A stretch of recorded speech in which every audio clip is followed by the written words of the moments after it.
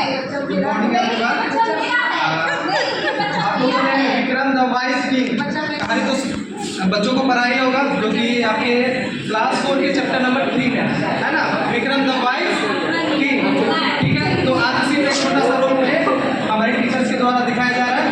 तो जैसे कि मैम ने बोला कि सबसे पहले लेसन का नाम होना चाहिए, है ना। तो लेसन का नाम मैंने आपको बता दिया, विक्रम द वाइस किंग है, क्लास 4 चैप्टर नंबर 3। ठीक है, अब इसमें मैम ने बोला था कि लर्निंग आउटकम के बारे में लिखना है। तो लर्निंग आउटकम जनरली तो रीडिंग और लिसनिंग और वोकैबुलरी, ये तो सारे चैप्टर में ऑलमोस्ट इंक्लूड किया जा सकता है, क्योंकि जो भी चैप्टर लोग पढ़ रहे हैं उससे हमारा रीडिंग और लिसनिंग तो हो ही रहा है, उसके साथ साथ हमारा वोकैब भी स्ट्रॉन्ग हो रहा है। लेकिन इस चैप्टर का एक खास बात है कि हमें एक मॉरल ऑफ द स्टोरी भी दे रहा है, जो कि मैं आपको लास्ट में कंक्लूजन के तौर पे इसको बताऊंगा कि इसका मॉरल ऑफ द स्टोरी है क्या।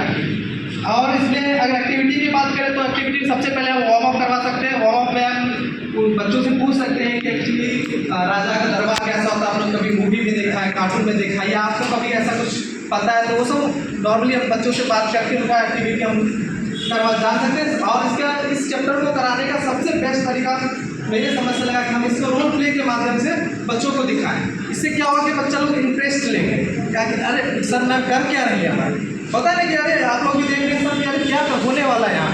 तो उस चीज़ को लेकर हम सोचें कि चलो इसका रोल प्ले के माध्यम से हम लोग डेमोस्ट्रेट करते हैं। तो सबसे पहले मैं आप लोग को इंट्रोड्यूस कर देता हूँ कैरेक्टर।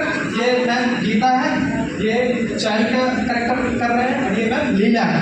वो सर राजा है, और ये सर राजा के दरबार में जो होते हैं सब हमारे मंत्री लोग, वो सब है ना। तो अब यहाँ से हमारा गीता और लीला, सीता है सर, गीता और लीला सीता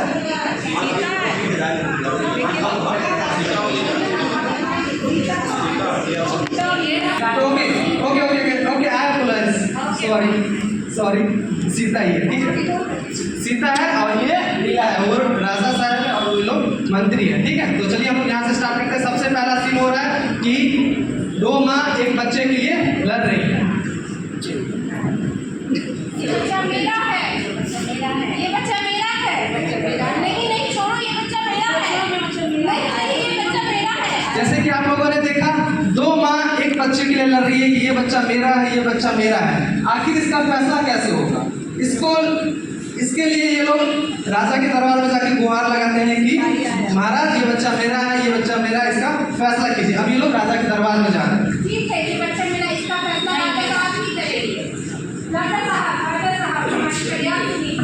क्या हुआ? मेरा बच्चा है, मेरा बच्चा है, ऐसी कह रही है कि ये बच्चा इसका है, ये मेरा बच्चा है, ये चाहिए। ठीक है, इसको आप जो है तलवार से दो भाग में कर दीजिए।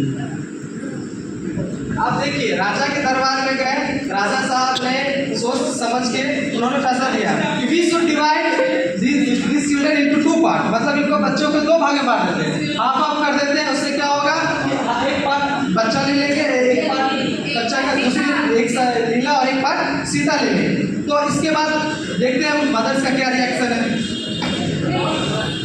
नहीं महाराज, ये आपने कैसा फैसला सुना दिया? मेरे बच्चे को दो भाग में बांटेंगे?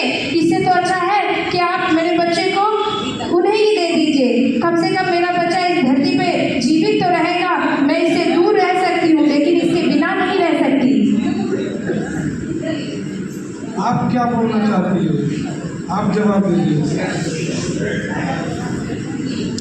आप क्या बोलना चाहते हो?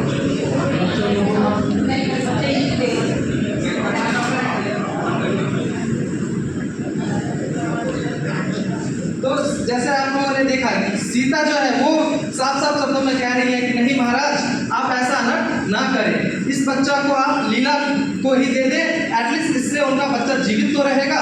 तो इससे मोरल ऑफ द स्टोरी क्या निकल के आ रहा है? एनीवन कोई बताना चाहेगा मोरल ऑफ द स्टोरी क्या है इसका?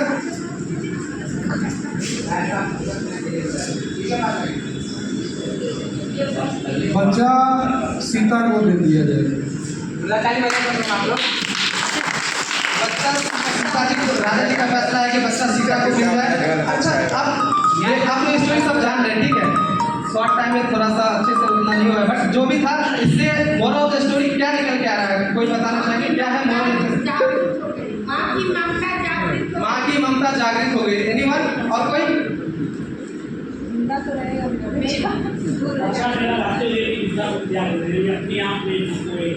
यस, इसका कहानी का मॉरल यही है कि एक माँ का प्यार ही अपने बच्चे को, जैसे सीता ने कहा कि बच्चे को डिवाइड ना करें, इन्हें इसे लीला को ही दे दे।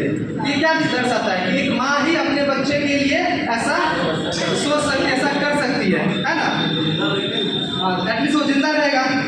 तो ये मोरल वैल्यू के लिए एक बहुत ही अच्छा स्टोरी था जो कि हम लोगों ने यहाँ पे समझ के प्रदर्शन किया है। Thank you very much.